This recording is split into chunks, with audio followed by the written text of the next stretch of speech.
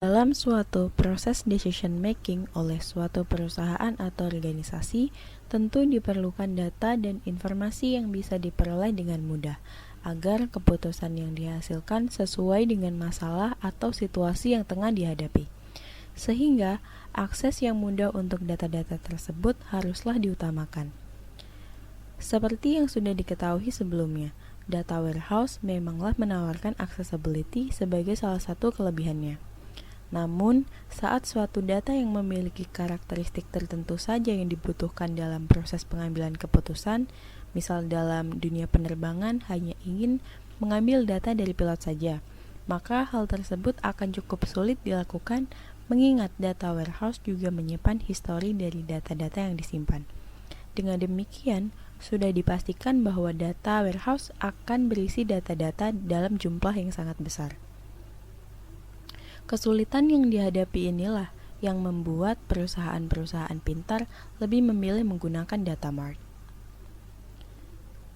Data mart adalah suatu subject-oriented database yang biasanya berupa partisi-partisi dari data warehouse yang berukuran besar. Data mart dinilai mampu meningkatkan efektivitas dalam proses pengambilan data untuk kebutuhan decision making atau kebutuhan perusahaan lainnya.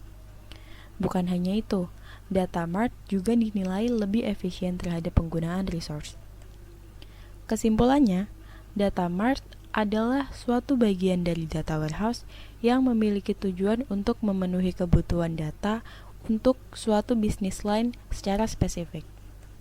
Baik data warehouse maupun data mart, keduanya merupakan repository terstruktur yang menyimpan data dan informasi, yang akan terus menimbun data-data dari berbagai sumber sampai data-data tersebut mulai diperlukan.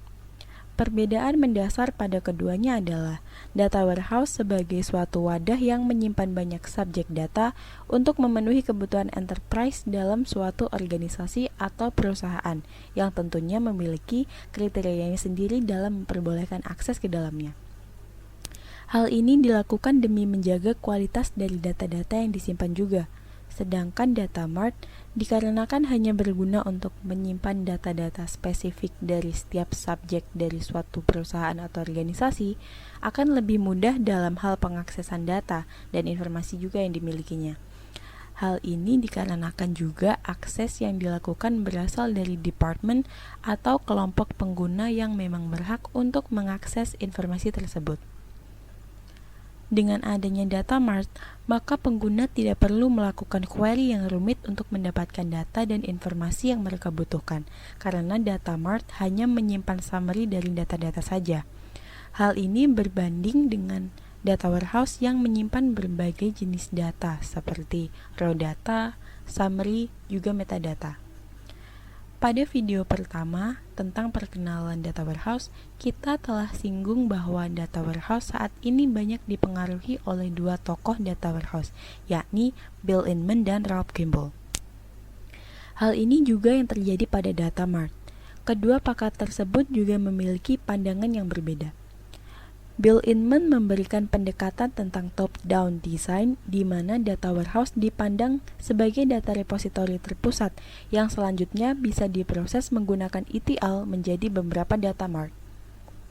Sedangkan desain yang diberikan oleh Ralph Kimball tersusun oleh beberapa data mart yang kemudian membentuk sebuah data warehouse setelah proses ETL. Keduanya menghasilkan pandangan yang mana menurut Bill Inman, data warehouse perlu dibangun terlebih dahulu untuk menciptakan bermacam data mart setelahnya. Sedangkan kebalikannya, Ralph Kimball berpendapat bahwa data mart bisa dibangun secara terpisah untuk selanjutnya di-merge agar menjadi data warehouse. Dalam perkembangan data warehouse, saat ini sudah banyak ditemui penggunaan cloud warehousing yang merupakan suatu produk yang dihasilkan dari penggunaan cloud computing untuk keperluan warehousing data. Penjelasan tentang cloud warehousing akan dibahas lebih spesifik pada video berikutnya. Bagi kalian yang ingin menggunakan data mart, tidak perlu khawatir karena seperti halnya data warehouse, data mart juga bisa diterapkan pada cloud. Dengan ini, data warehouse dan data mart memiliki arsitektur yang lebih fleksibel serta mendukung akses informasi secara real-time.